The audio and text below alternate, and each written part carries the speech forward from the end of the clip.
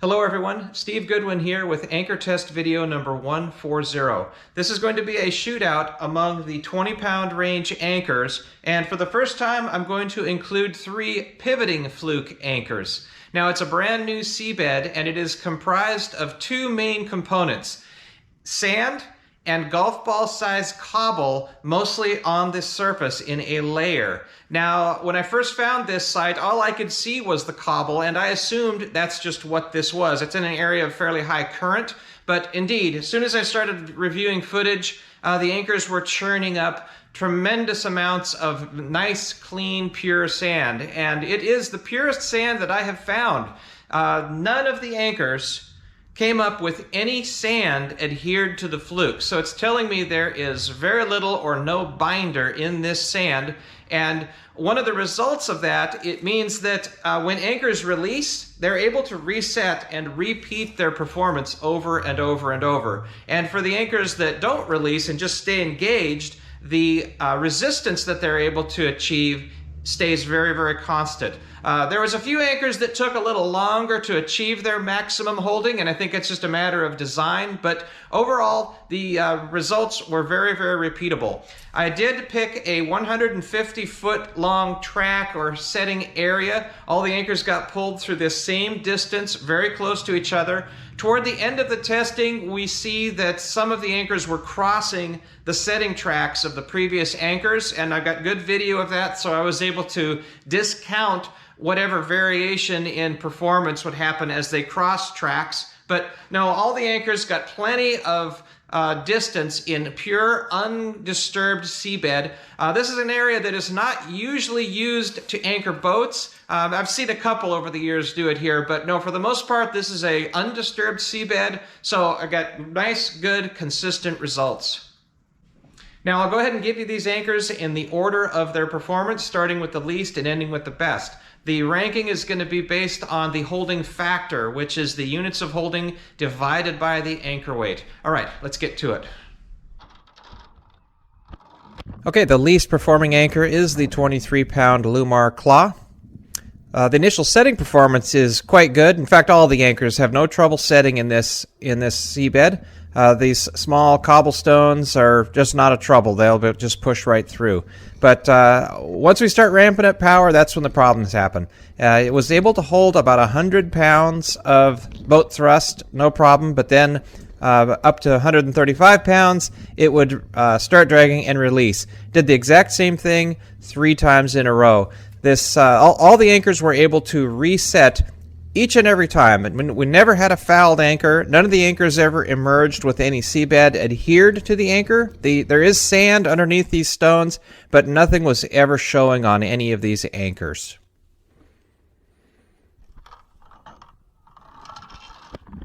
Next best performing anchor was the 21-pound Genuine Bruce. It had about double the holding as the Lumar Claw. It was able to be fairly solid, just a touch of motion, just barely detectable there with the chain going by those rocks. That was at 195 pounds of pull, and then when I bumped it up to 240, it would mostly release, but I should say it never fully let go. It was always kind of toe in there, and again, it would always repeat, and it would just repeat that same hold over and over.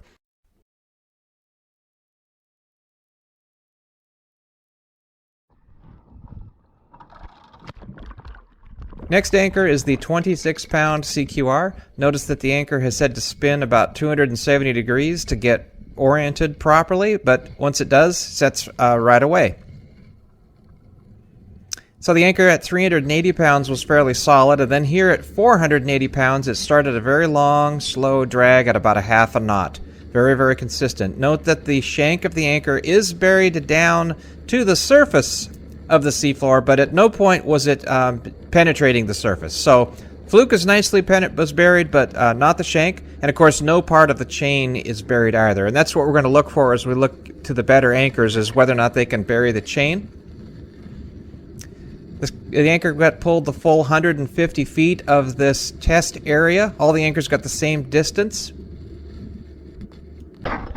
Okay, solid at 2,000.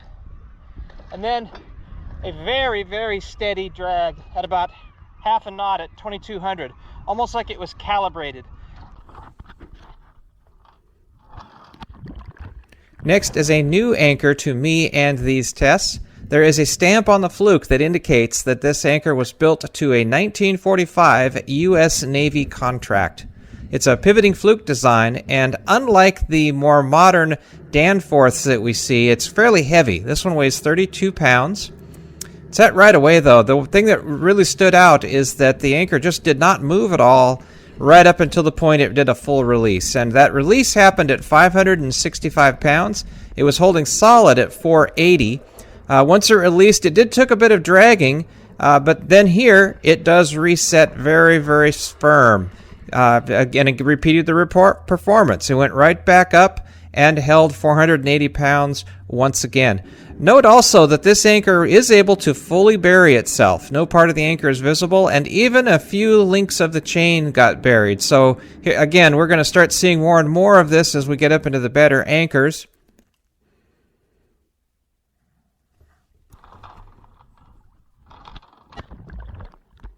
Next anchor is a 22-pound roll bar Rockna. Here's another example of terrible setting technique. Had a big pile of chain on the anchor, but it doesn't matter. Anchor just sets right away anyway.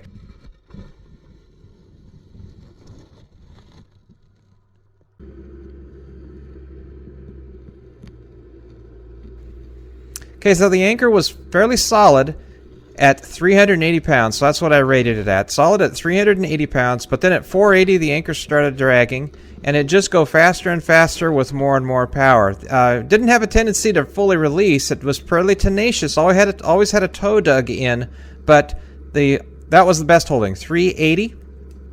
Note that the anchor does not bury itself. Shank was never buried, and of course none of the chain was ever buried. Now, I mentioned previously that none of the anchors came up to the surface with anything attached to the flukes, but there was one exception, and that was this live clam that was impaled into the fluke of the Rockna. So I went ahead and gave the anchor another pull. And just like the first try, it was solid at 380 pounds of pulling force, and then at 480 started continuous motion, and then pull a little faster, and it would go a little faster, and again, no real sign of releasing, just steady motion. Retrieval was perfectly clean. Nothing impaled into the fluke this time. Next is the 21-pound Rockna Vulcan anchor.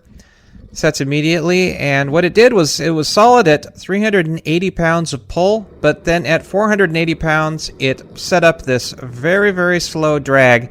It was really tempting to rate this at the 480 because it was quite slow, but it was just over the threshold that I've established for what I consider to be usable holding. Note that the anchor does not bury itself fully, but this is a very tall shank, so the fluke was certainly down quite a ways into the seabed.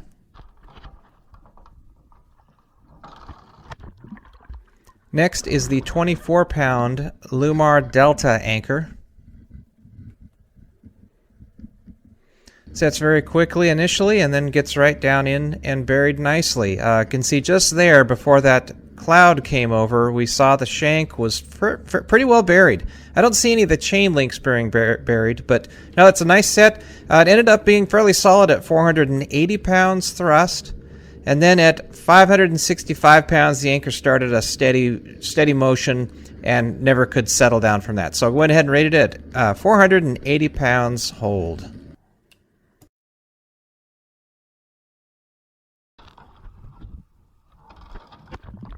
Next, we have the 17-pound Amantis M1 anchor. This is the lightest anchor we've seen so far, and it has no trouble pushing through those cobbles. This is about as deep as the anchor buried throughout its whole run here through this test range. Note that the shank is just about to be buried, but not quite.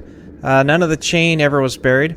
That was a 380-pound hold there, and then at 480, the anchor... let's call that a partial release, never fully. The toe stayed engaged, and here it's reburied itself. The power's still up, and it never really could stop moving at the 480. So we're going to, rate it at 380 pounds. Next is an 18-pound Danforth high tensile, and I didn't know it at the time, but the anchor has a problem. This is a second-hand anchor, and it's been overloaded at some point, and in one of the directions of pivot, the throat angle is too much. It's beyond the design parameters, and what we see is the anchor can't really stay buried. It pulls sort of half engaged, then it pulls out. It did that 2 or 3 times, and again, the anchor is flawed. I'm going to go over this more carefully with you at the end of the video, but in the meantime, I'm going to test it again with the anchor pivoted in the other direction. So I'm taking great care to deploy the anchor such that it will remain in the position of the correct fluke angle, and it does work much, much better. We're going to see here that the anchor, well, it's kind of hard to tell with the turbidity, but I scrutinized it. The anchor was fully buried, and it was holding 480 pounds of pull. Now, in the previous pull, with the anchor oriented in the other direction, it only made about 195 pounds of pull. So it's real clear to me that this anchor needs that correct fluke angle to function properly. Here the anchor did pull out at the higher setting, but you're going to see it does reset and rebury itself. So, yep, it's working very well when it's in this position. Next, we have the 21-pound galvanized Spade S60. Anchor spun right around from that haphazard deployment. Digs in no problem.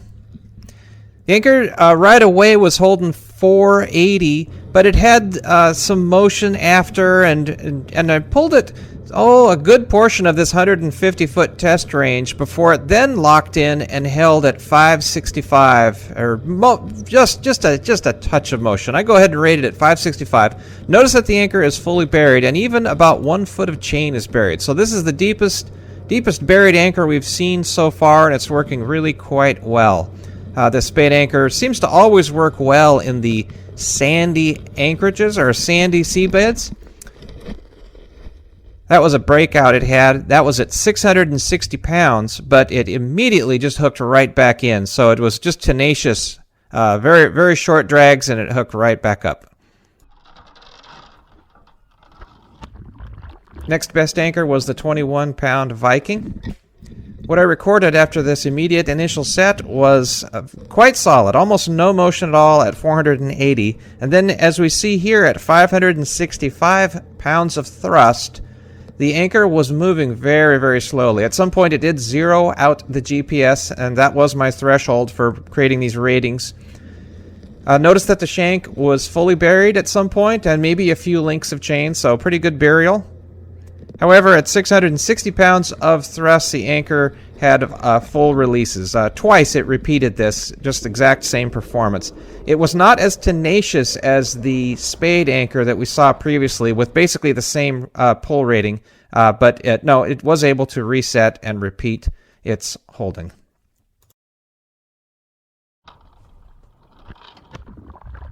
Next anchor is the 21-pound Sarka XL number 2. And although the anchor dug in immediately, it actually took quite a while for it to reach its maximum performance. So it wasn't as aggressive at digging down as some of the other anchors, but it held quite well. What I recorded was a good solid zeroed out GPS at 660 pounds of thrust, but then at 735 it had continuous motion. This is interesting here. It's moving along slowly. Then it hits the setting track right there. It crossed the setting track of a previously tested anchor, hopped across it fast, and then settled right back down again. So fairly interesting the way it handled that disturbed seabed. Next anchor is the 22-pound stainless steel Quickset. Like the XL that we watched previously, the initial set was immediate, but it took a bit of time for it to achieve its maximum performance. It was really performing well in the initial part of this 150-foot long setting course, outbow around, say, 700 pounds of pull, but lots of motion. Eventually, though, it did settle down and zero out the GPS at 820 pounds of pull, so that's the rating I'll give it. Notice that the anchor is fully buried, and it's even pulling the camera down into the seabed. That's the infamous captured camera tether phenomena that we see in other seabeds frequently. But this is the only anchor out of this whole test series that had that, and it's always a good sign that the anchor was very, very well buried, and indeed it was. Reburied again after that release, so once again I'll rate it at 820 pounds of hold. Next is the 17-pound XL number 1. Now this anchor performed identically to the larger 21-pound XL, and because this anchor weighs less, it gets a higher rating. So when I say identical, I mean identical. It was an immediate initial set, took quite a while, quite a bit of motion before it settled down and zeroed out the GPS at 660 pounds. That was the same as the larger version. Then at 735 pounds, the anchor started moving faster and had a release. It did reset and repeat the performance. The anchor was fully buried there briefly. I didn't see the chain fully buried, but nope, that's a very, very good effort here by this little 17-pound anchor. Next anchor is the 15-pound aluminum Fortress FX23. Now, because this anchor is made of aluminum, it's got a fair advantage over the other anchors. It's actually the largest in terms of dimensions and fluke area of any anchor from this video. So right off the bat, it was holding quite well at 565 pounds. We see it here. It is fully buried. Then with the next increase in power to 660, the anchor slowly rises up and has a full release. The anchor did reset once the boat speed had decayed, and on this next set, it held even more. It was 735 pounds with 0 on the GPS, and then at 820 pounds, we have another release. Again, the anchor slowly rises up. We see the one stalk emerging, and off the anchor goes. It did reset once again, but that's a very, very good performance. Attached to that seaweed are very small pebbles. Otherwise, the anchor was spotless.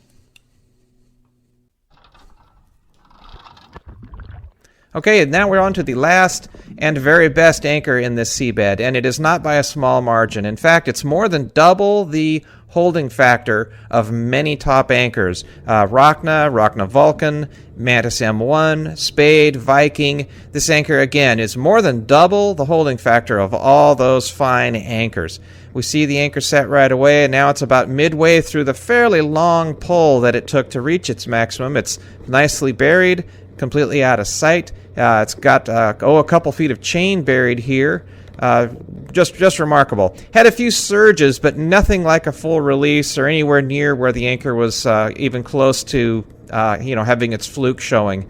So just stayed engaged. In fact, it took all the boat thrust I had. I've got my speedy propeller on, and the boat only holds or pulls about 1,070 pounds in this condition, but it held it. Had 0 on the GPS at times. Kind of kept creeping along, but nope, that's a good solid rating. Over 1,000 pounds of pull. 17-pound anchor, just absolutely phenomenal. Here's the 20-pound anchor performance graph with the Cobble sand seabed added in pink.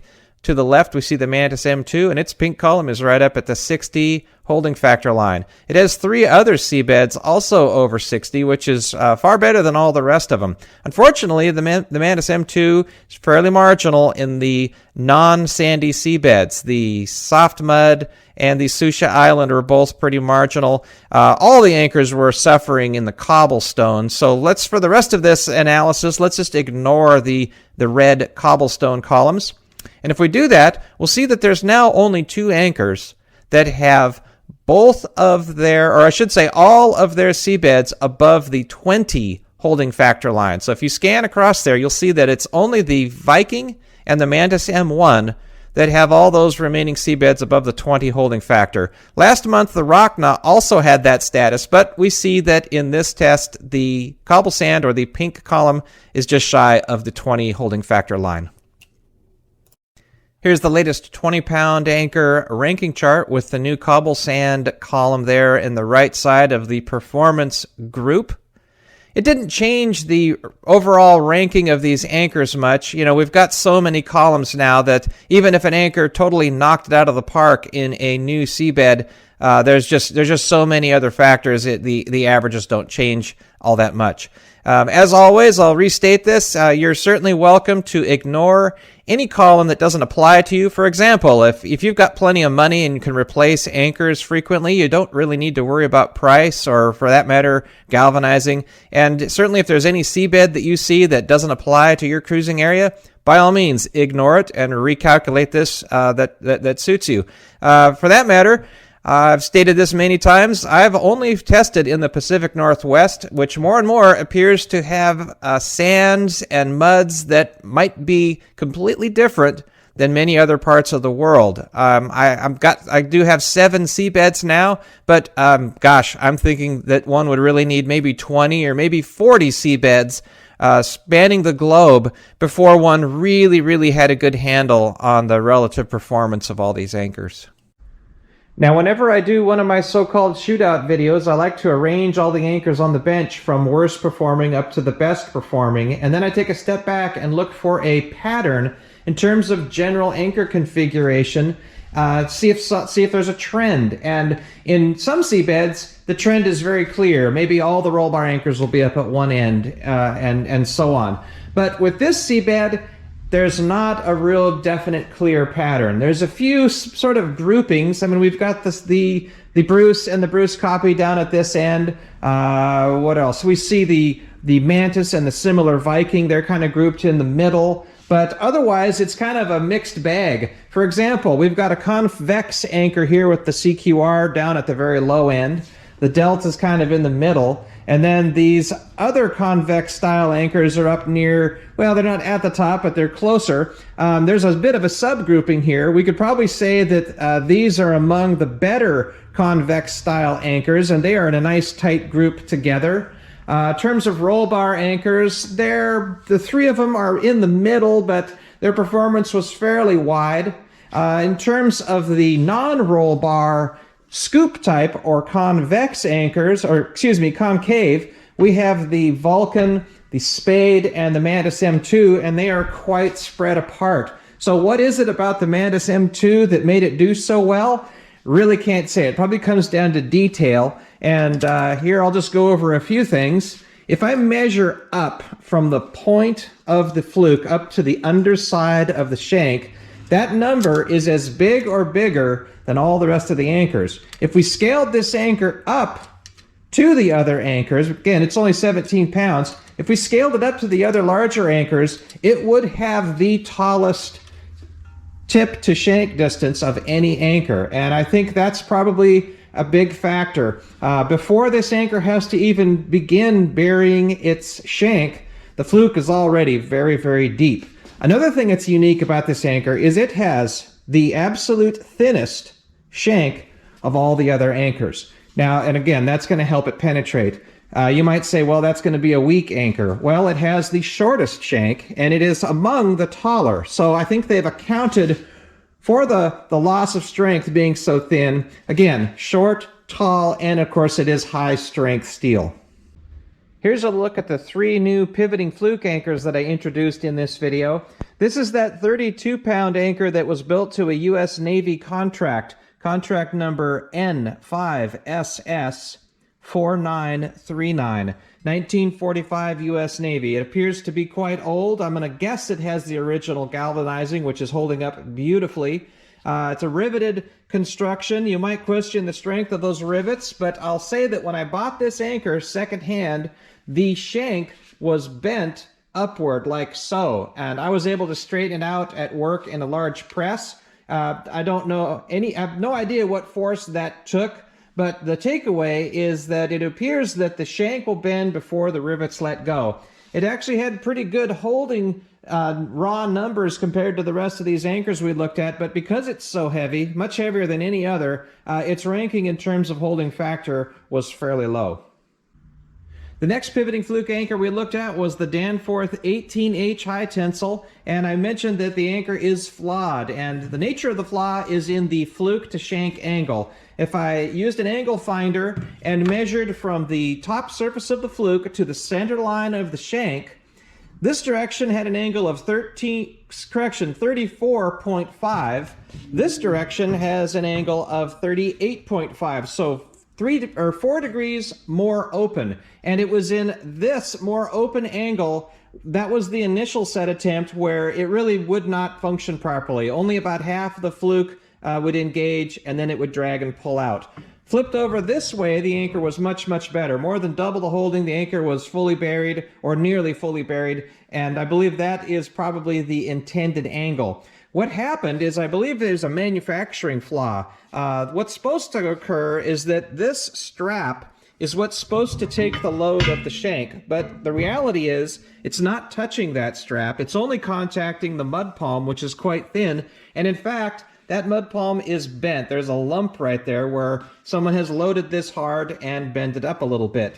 The other side, it's not even touching the mud palm. All the load's taken up by that strap. So I think I'll probably try to fix this anchor. I'll add some material in here, weld it in there. Of course, the anchor will have to be regalvanized, but that could be usable. Now, you might say, well, that's not enough data to know if exactly that's why this anchor didn't set in that direction, but I have more data. In fact, I have another Danforth 18H made in Berkeley, California, just like the other. Same exact anchor. Both of them bought secondhand on Craigslist from different people, and they have the same exact problem. This throat angle is 39.5 degrees, so it's 5 degrees greater than the other throat angle, and sure enough, same problem. I have a bent mud palm, and I think it's actually touching the strap there that it's supposed to take the load. So again, I think they manufactured it poorly, and it's resulted in these two open of throat angles. This anchor even had a test where it wouldn't set. This was last year out in the surf at Ocean Shores. Same problem. I even tried to set the anchor by hand at first, and it just popped right out. So be very aware of your pivoting fluke anchors that have more open throat angles. Another piece of evidence comes from fortress anchors in general. They are built with the ability to switch throat angles from a shallow to a very open one, and the open throat angle is designed to be used in very, very soft mud. I've actually tried to use the more open throat angle in the soft mud that I have, and apparently it's not soft enough, and the anchor just does not work. So I've got lots of evidence that a very open shank to fluke angle can be very, very problematic for your anchor. So I would recommend anyone with a pivoting fluke anchor to verify that their fortresses are set up with the correct narrow throat angle, and that any steel anchors have not been deformed in use. Okay, that's all I have for this cobble sand episode. I don't feel it is necessary to conduct any kind of reset or veering tests here because the sand is so pure and nothing clings to the anchor. All the anchors are able to just reset. So probably not a lot of value in any other testing along those lines. As far as the 45-pound range anchors go, I would love to test here, but it would require use of the winch and the dead man anchor and dead man rode, and that would be extremely difficult to conduct in the current. Therefore, the windows that I could actually conduct tests would occur just at slack water, and that would be a very, very short time. Frankly, it takes almost an order of magnitude more time to conduct a winch test as opposed to a simple boat propeller test. I'd like to thank a good handful of folks who have recently signed up to my Patreon account. So thank you for those donations. All the past patrons, a huge thank you as well. And to everyone else, thank you for watching. As always, anchor safely. So long.